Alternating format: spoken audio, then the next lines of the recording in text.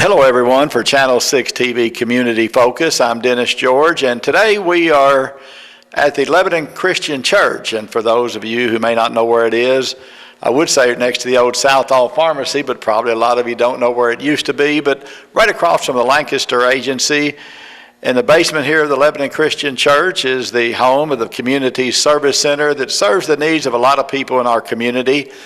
But a lot of you may not know what it does. And so today we're joined by Brenda Harmon and Anthony Gilbert, and we appreciate you all coming by to be with us.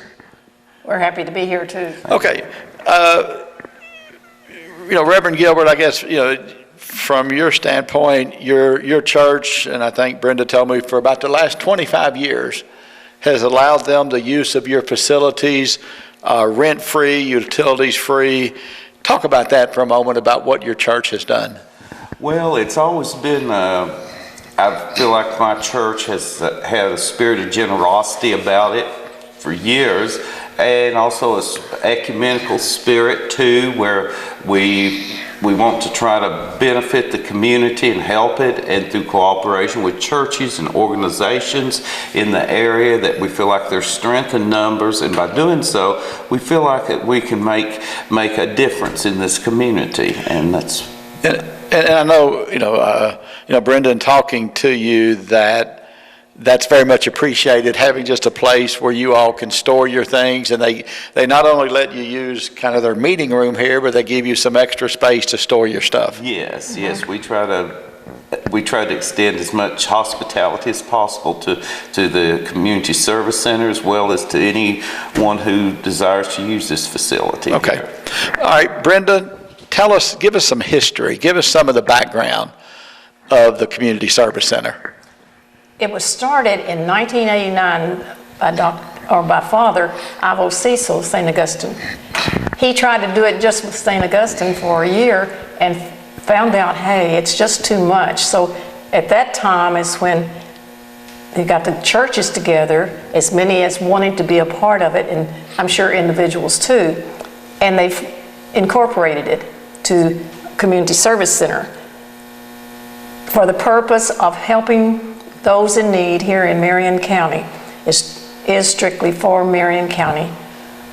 And during that time, they started it over at Hickerson House, and Eddie Deep allowed them to use it. And in fact, I think they even had clothing there too. But then in 1990, they moved into the basement of First Christian Church here in Lebanon.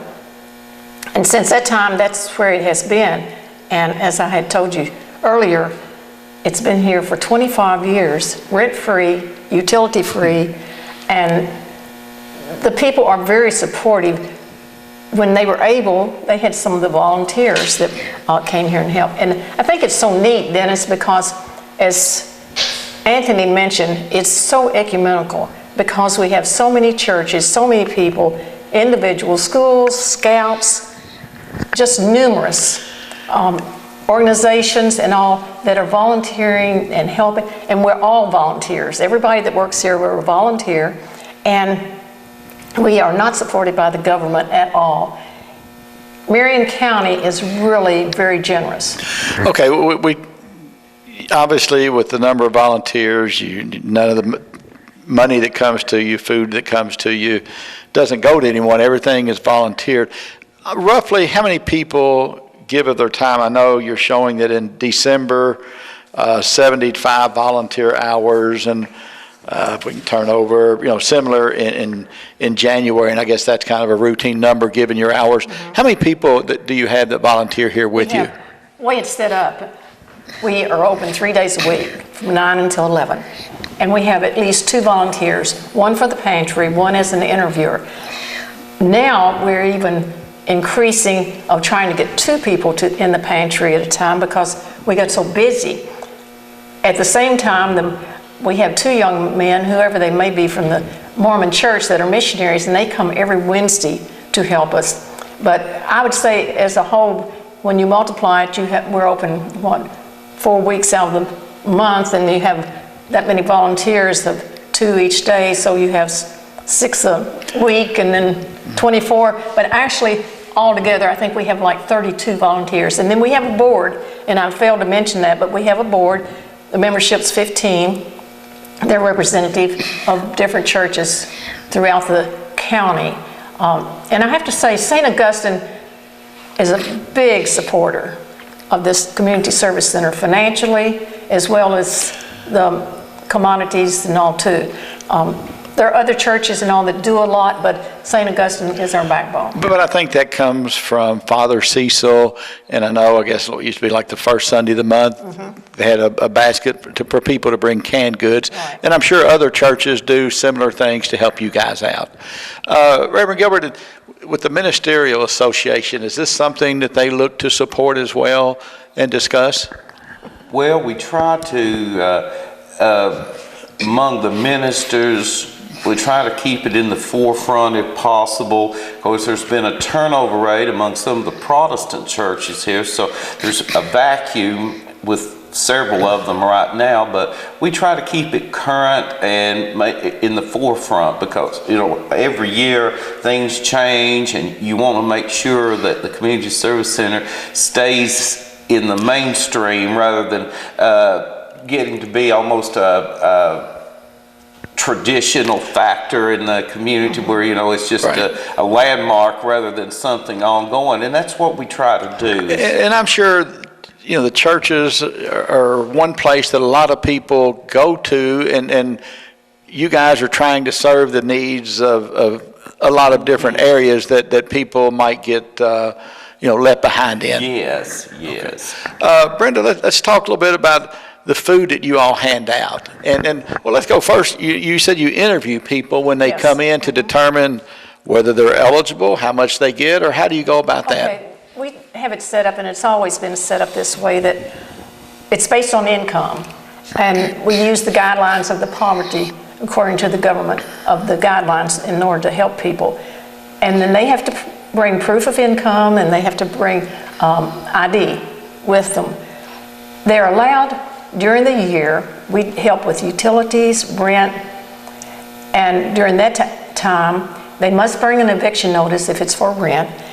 Utilities, they must bring a cutoff notice. And if they don't have that, we don't help them at that time. We encourage them to come back when they get the cutoff notice or when they get an eviction notice. Food, we do every 2 months.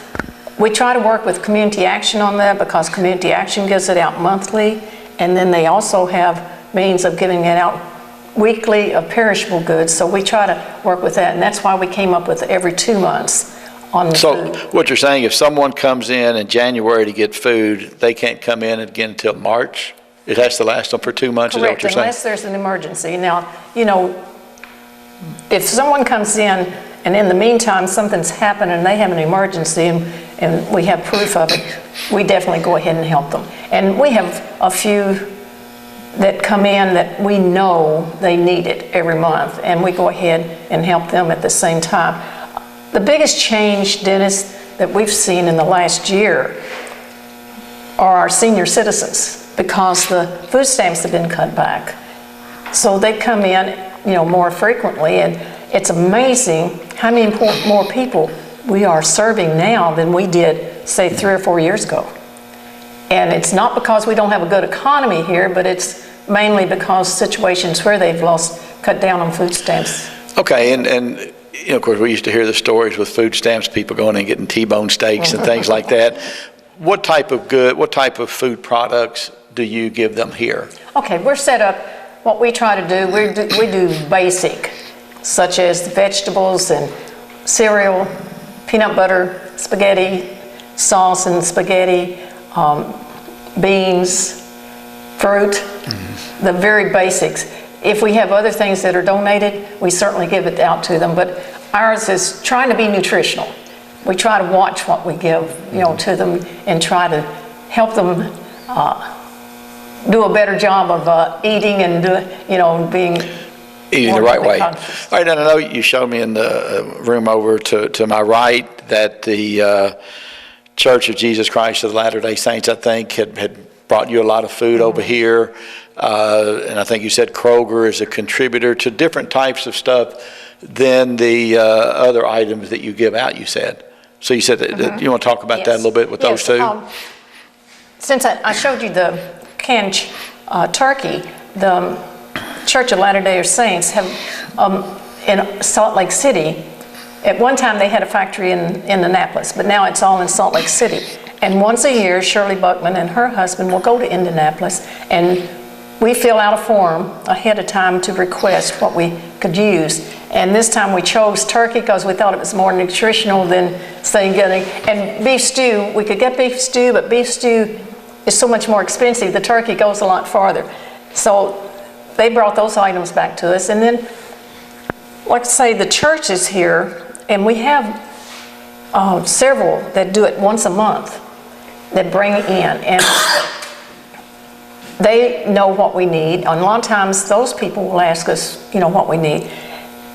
I am saying that Marion County, the churches, the individuals, the organizations, it's amazing how supportive they are of this community service center.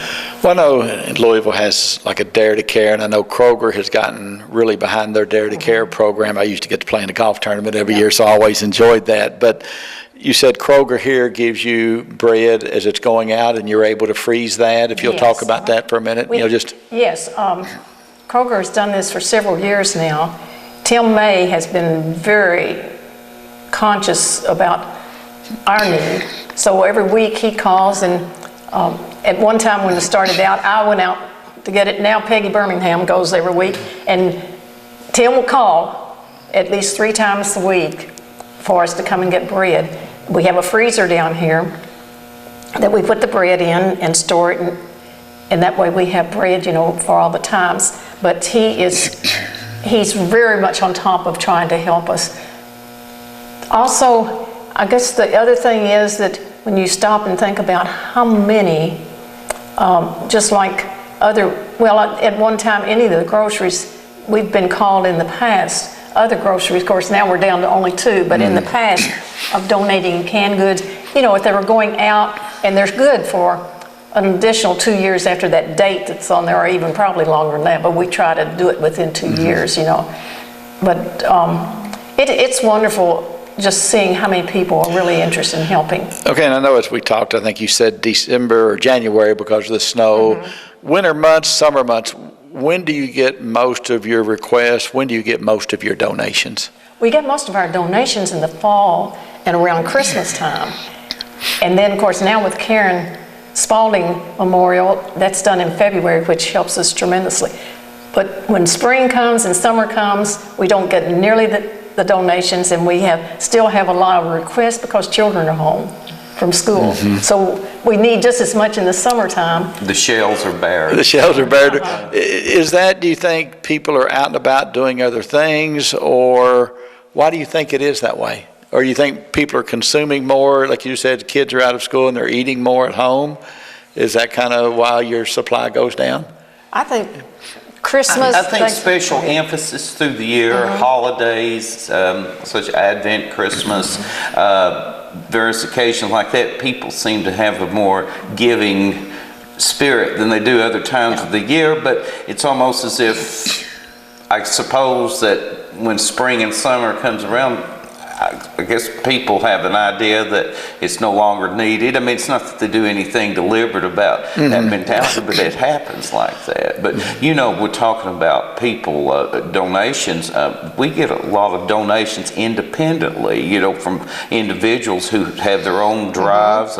Organizations like the Knights of Columbus do a tremendous work in the Masonic Lodge of Lebanon. Yes. I mean, they contribute on their own, and really there's very little on our part that we go out of the way to seek their help. They do it themselves out of their own generosity and goodwill. Well, and I think part of that is getting the word out, is doing a show like this where people may not be aware. And I know when I look at the list that I have here, and a lot of the churches, and I'll just go by, this is November, December, so it's not, there may be other groups that have given it, but just looking at November and December, the United Methodist Church, the Lebanon Baptist Church in St. Charles, the Lions Club, Plastic Products, the Knights of Columbus, Susie O'Daniel, Judy Mann, St. Augustine School and Church, the Ford family, Troop 40, their Boy Scout Cub Scout, whichever, Stewart's Creek and Holy Name of Mary and Brenda Caldwell,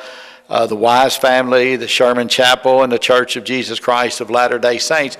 And I guess that's just really, in the scheme of things, probably just a small group of the different people who from January through December that give to you all. Yeah, and I would like to say, too, what's neat, you mentioned the Ford family, and I think maybe even the Wise family did it, but at Christmas time, instead of exchanging gifts, they all bring food. So that's how, we get that. And probably, for most of us who are fortunate enough to have, a roof over our heads and kind of look at me, plenty of food to eat and more, that is a good way to give back at a time when you're giving a gift to someone who probably has more than what they need anyway. So that's a good thing. I know people do that for things like the Angel Tree, to do some of those things. And you've mentioned, I think, not only plastic, but some of the other industries in town sometime pitch in to kind of bring some things to you. Do they have food drives, or is it cash donations? What do they do? Both. Is that right? They do both. I do want to mention something we haven't mentioned. It's the clothing. Families are allowed to come 2 times a year, winter, spring, summer, whatever, as long as it's more than 2 times a year. But the reason I'm mentioning that, we send them with a voucher. Of course, we don't give any money out. It's always with the voucher. But we send them to the caring closet. And then in turn, that money goes to help support the caring place. So that's money that's being used right here for abused children and women, which we feel like, helps them. Okay, and if people want to, I know we use Goodwill, we use other people to take things like clothing. Can you tell us if they want to take clothes to the caring closet, where would they take that? Or do you know? It's in the basement of the George's department store. Okay. Also, they can take it to the caring place if they want to. They'll take it there. And it's tax deductible. And we really need clothing down there, because when we send families, a lot of times they haven't had as many donations, so they can't find, the things that they need. But you can even go into the back of the caring closet and drive up there, and they'll help you take the things in, the donations in. Okay, and again, George's department store is across from Big Jim's are there, but also it's back near the farmer's market. As you said, to go into the rear is how you would get back there. Yeah, that's exactly. That's right. That was one of my first jobs. You also said at times, I guess, that clothing, and maybe sometime if people are about to lose their housing, that you guys help out as well. If you want to talk about that again for a minute, because that's other than the food. So are these cash donations that people give to you? That's how we... If people want to send money to you after watching this, we're not exactly we call it a TV-a-thon or whatever, but if people wanted to send money to you, whether it be for food, clothing, or housing, how would they get that money to you guys? Okay, send it to the Community Service Center, Box 37, P.O. Box 37, Lebanon, Kentucky, 40033. And we have a treasurer who is Tim Cook, and we have the box at the post office, and he picks it up. And yes, we do need financial support, and we have it because, like you said, families come in here not only, sometimes, like this morning, I helped 2 families that had evictions notices, and just that $50 was going to help them stay where they were. And that is, you don't think $50 a lot of times means that much, but it does. It means a lot to this one man. I think one came in and only needed $32, because we always ask them, can you come up with some money, And this one came in and they only needed $32, and of course we could help them. And he said, that'll keep us from being evicted, So if people would like to donate, they certainly can just mail it to the Post Office Box 37. Okay. You talk about the help that you give these people, and I'm sure that those who receive your services are touched by it, but I would also imagine that those who volunteer, and are up here handing out, whether it be food, the vouchers or whatever, it has to touch you to see what impact you're having. You know, And Anthony could even, because Anthony comes in and volunteers, and even being a minister, I'm sure he can share with you that it does. It touches. It does, and the people volunteer here, and I will say this, I don't know about other organizations, but I'm in my 6th year here, and every one of the volunteers, they have they don't treat the clients, the consumer, with a condescending tone. They treat them with dignity, and I think that's an important thing that the Community Service Center conveys to the people who use it, because for one thing, for some people it's humiliated to come to ask for assistance, or what we used to call charity in the old days, and the volunteers are very compassionate on the people who come here for help. And something, like I said, I'm in my 6th year here, and something I've noticed too, and Brenda and I have talked about this, I'm not for sure, but I think the use of the community center has increased from 2010 to the present, at least triple-fold or quadrupled. I mean, she was talking about doubling up on the use of volunteers here, and some days it's almost like an assembly line around here, because we're filling bags as quickly as possible, trying to interview clients coming in, and some days files and folders get flying through the air. It's an amazing atmosphere around here, but the job gets done. But it's, like I said, I think one of the greatest attributes of this organization, not just in giving, but it's the compassion and love that people give. well, as you said, for some people, this may be their place of last resort to come to. And unfortunately, you know, they're down on their luck, and some people probably have to swallow their pride and hate coming here. So how they're treated here depends on, it could, when they're treated well, could give them a little boost when they go out. Yes. And I guess, is that where you're heading with Yes. the compassion? Yes, exactly. You know. In closing, are any other things that you all want to bring up? Anything that you need? Maybe we need to do this again in the spring, or do something for them in the spring, Gary, when food supplies are a little lower. But are there any other things that you all would like to bring out? I'll throw it open to either one of you.